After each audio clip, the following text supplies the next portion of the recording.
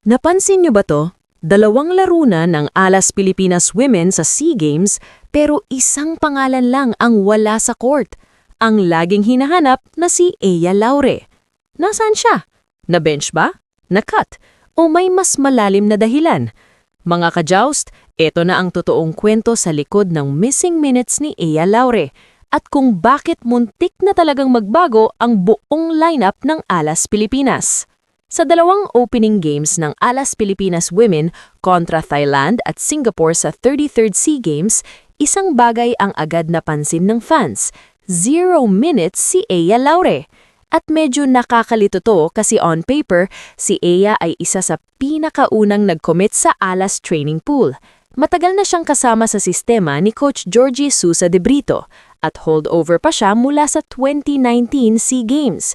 So, anong nangyari? Simple lang ang sagot, may minor injury si Ea. Ayon mismo kay Coach De Brito, may nakaramdam ng abdominal discomfort si Ea ilang araw bago lumipad ang team papuntang Bangkok.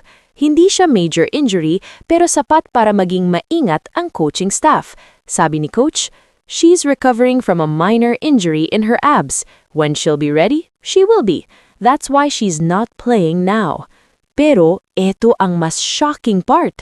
Muntik na talagang magka-late roster change dahil kay Ea. Tandaan, gumawa na ang Alas ng isang biglaang swap. Tinanggal si Alea Malaluan at ipinasok si Julia Coronel. At ayon sa rules, limited lang ang roster changes. Kung lumala pa ang injury ni Ea noon, posibleng hindi na siya nakasama sa tournament. Buti na lang naka-recover siya agad. Good news mga ka-joust volley! Ayon kay Coach De Brito, nakapag-spike na ulit si Ea at wala na siyang nararamdamang sakit. Ibig sabihin, physically, papunta na siya sa game-ready condition. Pero, hindi ibig sabihin nito ay automatic starter agad siya. At dito nagiging interesting ang usapan. Sa ngayon, solid na ang rotation ng Alas Pilipinas Women sa wing position. Angel Canino, Bella Belen, Shaina Nitura, Vanny Gandler. Lahat yan may ambag na sa unang dalawang laro. Kaya malinaw ang sinabi ni Coach De Brito. When she comes back, she has to fight for her spot. Walang special treatment, walang guaranteed minutes. Performance pa rin ang batayan. At honestly, magandang problema to para sa Alas. Ibig sabihin, lalim ng bench at mataas ang competition. Ngayon, pasok na ang Alas Pilipinas Women sa semifinals matapos makuha ang holding ticket mula sa pool play. Ang tanong ng lahat, makikita na ba natin si Ea Laure sa court? Handa na siya, nandyan ang talent, pero sa level ng SEA Games, kailangan patunayan sa training at sa pagkakataon. Abangan natin dahil kapag bumalik si Ea, siguradong may dagdag na apoy ang medal chase ng Alas Pilipinas. Kung gusto mo pa ng update sa Alas Pilipinas at SEA Games, like, subscribe at comment kung sa tingin mo, dapat bang isa lang agad si Ea sa semis? Coach, what did you think of Gia's game? Yeah, good. Young is very good. No, one no good. One outside. I very before very good.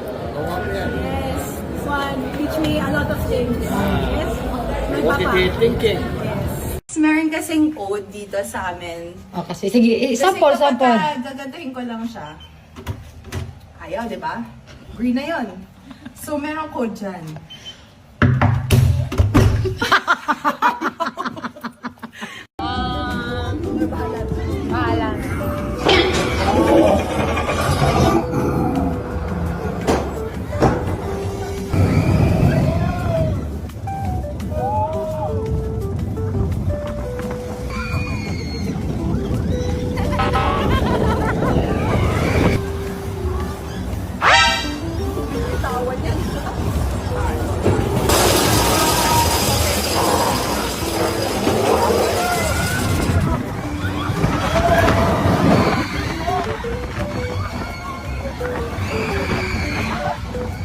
I can't help but smile.